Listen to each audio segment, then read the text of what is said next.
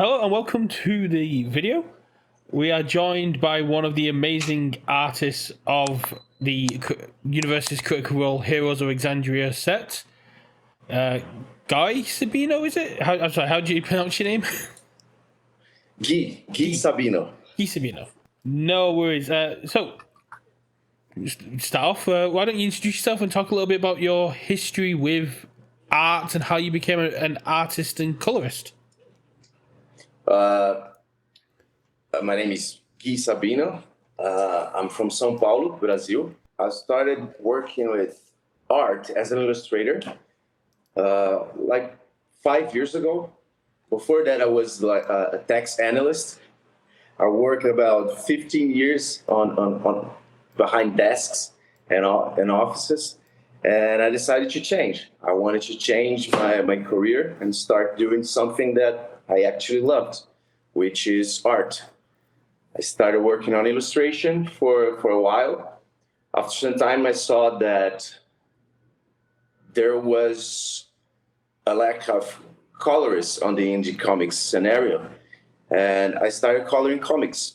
Started with my friends, my friend Lucas Assis, who drew some of the cards and the comic book from the Critical Role game. And I've been in this for 5 years now, coloring comics and working for the American industry, independent America. Oh, that's amazing. So what comics have you worked on? Is there anything that people may know, any kind of big comics or comics that have kind of blown up over the last few years? Nothing really big. The biggest IP I have worked on was actually for Critical Role, connected to the Mighty Nine campaign, the one on the game. But I've mostly worked on indie comics. It's a really, really big, it's a really big business, really big market. I've worked on Starfell, which is on the 4th issue, and I've been working on a lot of other projects, and most of them are about to come out yet. Ooh. There's a lot of things in the works.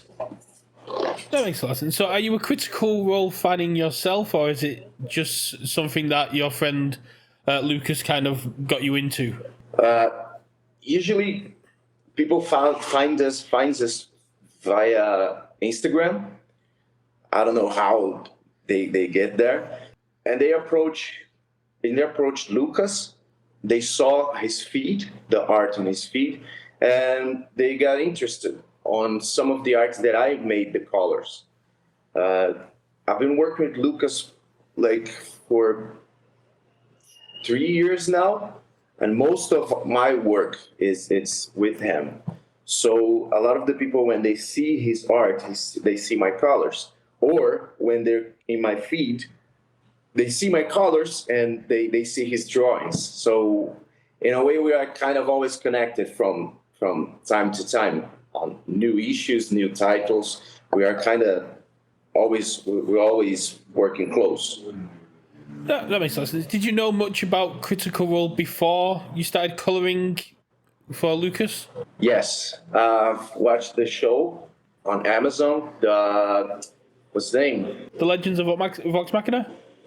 Yes, The Legends of Vox Machina. Thank you. I've watched the show. I've watched some of the campaigns on YouTube. I follow some of the work. I follow the work of some of the cast as voice actors. Mighty Nine, I didn't know too much about it until I got the job, and I started researching. I read some of the comic books, some of the older material. I watched some of the campaign, and it's a really awesome universe, a really awesome world, and it's nice to see that it's connected to the Vox Machina world. Oh, 100%. Do you have a favourite Critical Role character? Grog. That's perfectly understandable. So looking at the list of cards that yourself and Lucas did, because the crazy man I went around yesterday and I assigned every single card with their actual artist for the database to be updated. You guys did a hefty chunk of cards with a complete different kind of. A lot of the cards had different styles to them. Yes. How did you approach like the colorization and capturing Exandria within Lucas's work? The cards were kind of a different approach because we started as a comic book. When Chris from the game he approached us, his idea was to have a comic book that will follow with the game, and we worked on a comic book first. So I think it's about 29 pages, and there's a whole story. Yeah, there's a whole story behind the cards. Some of the cards, if you take a look, are some panels. Yeah. So these cards are taken out of the comic book, and we have this whole comic book. Lucas drew. I made the colors, and Chris sent to do the lettering. After the comic book was done, we did some cards, some separated cards. That's why there's a kind of a difference in style. The cards, the ones that we did, especially for the cards, we approached as cards. The ones for the comic books, on the comic books, the cards that were taken from the comic books were thought out as a comic book, as a visual narrative. So when I got the job, I already knew a lot about Vox Machina. I used a lot of the reference I got it from Vox Machina, and I added some stuff from the Mighty Nine campaign. And for the characters, we had a specific reference to follow. There's a lot of versions on the internet, a lot of versions, official versions of art, and unofficial, like fan art. People did some fan arts who were really cool too.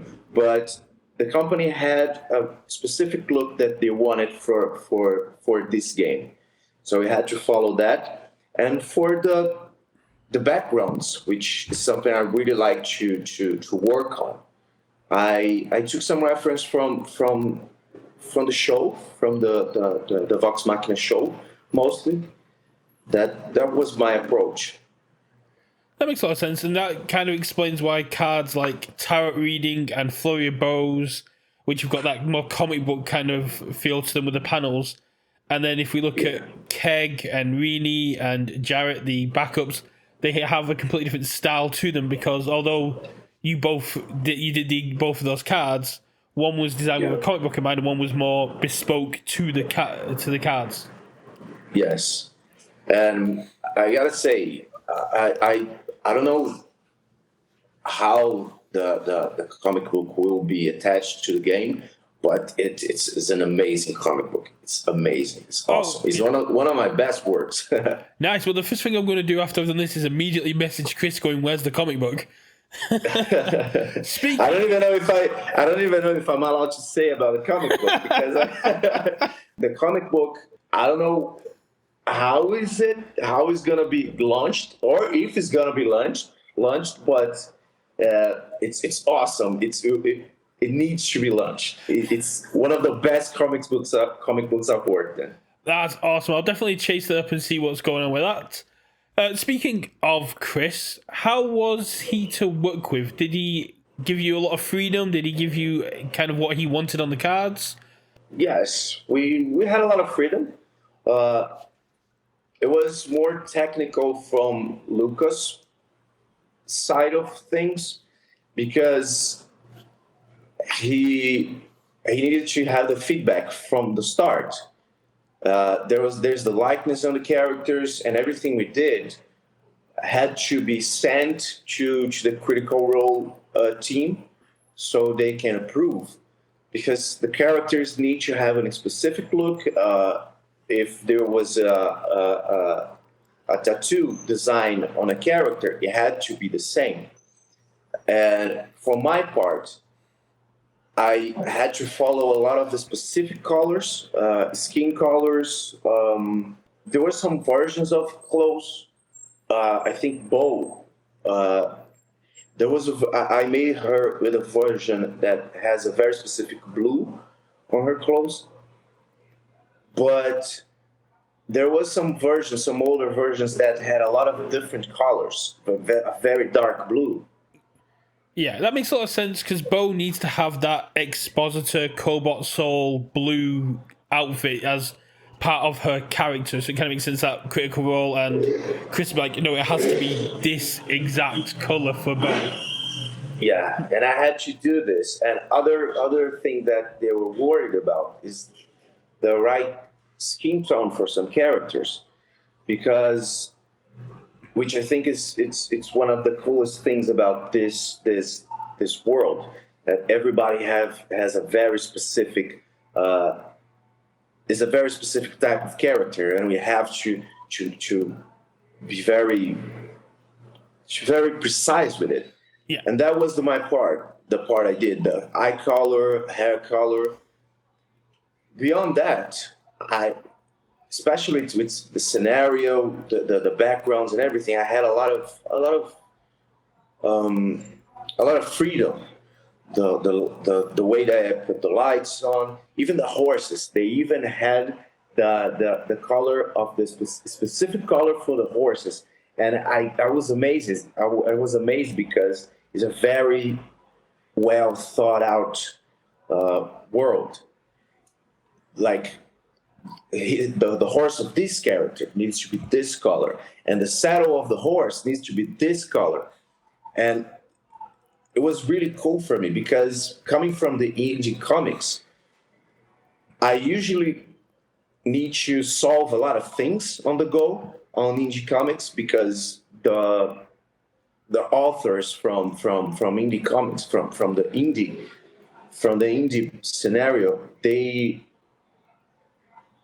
think more about the story, but some visual stuff that we work on the story, the artist kind of solve this part for the author. But in the specific job, we had a lot of things like set out for us, which is really helpful. It really helps the artist to just do the part he needs to do in a very optimized way. It was very fast even to do this comic. No, it makes a lot of sense. I know Critical Role has Danny as their lore master, and they do a hell of a job of detailing every aspect of the story. So that would have made it a lot easier. And that kind of goes to the skin tones, eye color, hair color, horse color. Yes. For characters like Jarrett Howarth, it's very easy to forget they're Marquesian, so they would have a more kind of darker skin tone from being in a desert climate and those aspects. And it's quite easy to forget that aspect with how big the stories are. So it's great that everyone kind of worked together, but it must have made it a bit more drawn out process because you'd colour something, it'd go to Chris, it'd go to Critical Role, it'd go back to Chris, it'd come back to you. But it was actually pretty fast. Their feedback was pretty fast. Like, I'll talk. My experience is most on the comic book side, not the cards specifically. The cards came really late on the process. We finished the comic book and then we started the cards. So after I finished like 3 or 4 pages of the comic book, I sent back to Chris, and he sent it to the Critical Role guys. So while they were analyzing the 4 pages, I was working like 4 more pages. So there was this back and forth, and it was really dynamic. Like, when we think about a big IP, we usually can. That was my impression too. I thought, well, this is gonna take a while. They want to analyze. No, it was really fast. Stuff like they really know their stuff. That's really surprising for me. That how fast it was and how precise the notes were. Like even the cat. I don't know the name of the cat, Frumpkin. but Yes, even the cat. There was a feedback like, "Yo, the cat needs to be in this certain shade of orange, but it doesn't need to look this orange." And there's another part down the comic way about in the middle of the comic that the cat transforms into another animal. I'll try not to spoil anything. No, and they had a specific effect and color on how the magic effect will transition from the cat to the other animal. I think it was a bird, and yeah, I had to and I had to do this color, this transition and this specific effect, and that's really amazing to see how fast and how big and detailed the world is. that's really cool. Have you had a chance to actually see the cards or heard any feedback from the community about the cards? I've seen the cards. It's a lot of cards. Yeah. It's a lot of cards. I didn't had any feedback from the community because I couldn't post anything yet. I know that my name is connected to the cards. I was credited, but I didn't post anything yet. Yeah. So I didn't had any feedback. You're the first person that approached me about the work I've done in. Oh, that's pretty cool. I mean, 2 weeks ago, UVS did put up like a special article, and it had all the artists, illustrators, colorists on there that all worked on any aspect of Critical Role, from last year's challenges and promos to this year's set. So I just started reaching out to people on that list, in all honesty. But there's been a lot of feedback on the cards. Everyone loves the use of colours, the use of negative space. Do you have a particular favourite card or favourite panel that or artwork that's gone into the game? There's I'll have to open it here. Just a second.